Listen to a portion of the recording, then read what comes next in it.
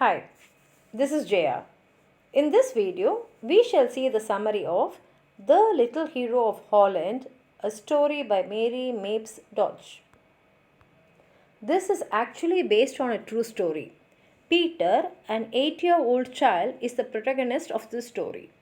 Everyone in Holland, including Peter, understood the significance of dikes. Dikes are huge walls which are built near the sea to prevent the sea water from entering into the land. And many villages are surrounded by these dikes so that they can protect themselves from the sea. Dikes must be constantly monitored, and even a small hole, that is, a hole in the size of a finger, can be extremely dangerous. And many years ago, in the country of Holland, a small boy named Peter lived. Peter's father was in charge of the dike's sluice gates, and he was in charge of these gates which allowed the ships to pass through the canals of Holland and into the sea. One day, it was a beautiful autumn. Peter's mother gave him a work of delivering cakes to a blind man who lived across the dike, and this blind man was also a friend of Peter's. So she also told Peter has to reach home early before dark, and she said that if he traveled quickly and did not spend more time playing with his blind friend, he will be on time at home. Peter arrived at his friend's home and spent some time talking to the poor blind man. He then remembered his mother's warning, so he said goodbye to his friend and resumed his trek back to his house. As he walked near the canal, he noticed how the recent rain had increased the water density and how the rain beat against the side of the dike more than usual times. At that time, he was reminded of his father, who was appointed to look after the sluice gates near dikes. These sluices are the bridges that connect the dikes on both sides and allow people to cross from one dike to another. Peter said to himself that he was glad that the powerful dikes had prevented sea water from entering the country.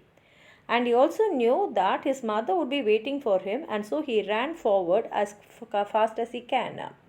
At that time, he heard the sound of water trickling, and he took a break from strolling and began to see and search for the source of the noise. To his surprise, he saw a small hole in the dike near where he was, and the water was running through it. Peter was well aware that a continual leak through the dike could cause a flood in Holland. Therefore, Peter was determined to do something to stop the water from flowing. He threw away the flowers that he had acquired on his journey. He climbed down the dike side and pushed his finger into the little hole. The water leak got stopped temporarily. After closing the hole, Peter happily told himself that the angry sea water could not enter the land since he has closed the water leaking hole with his finger. He told to himself, Holland shall not drown while I am here. Peter was only 8 years old at that time. As time passed, it grew dark and also he felt very cold. He required assistance in handling the water leakage from the dike. He cried and yelled, but no one heard him.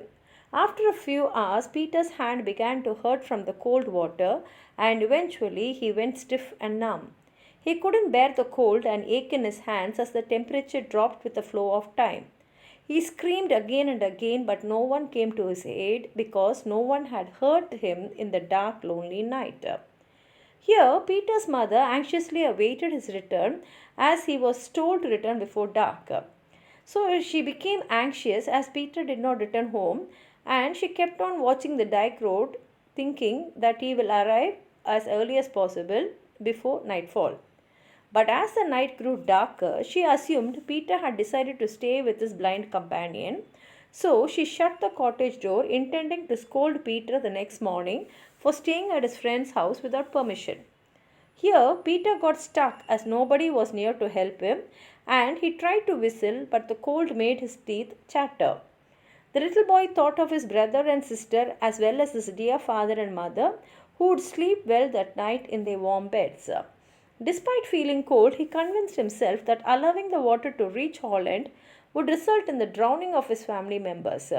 He made the decision to stay in the same place until another person arrived, even if it meant staying the entire night. He bent on a stone on the dike's side.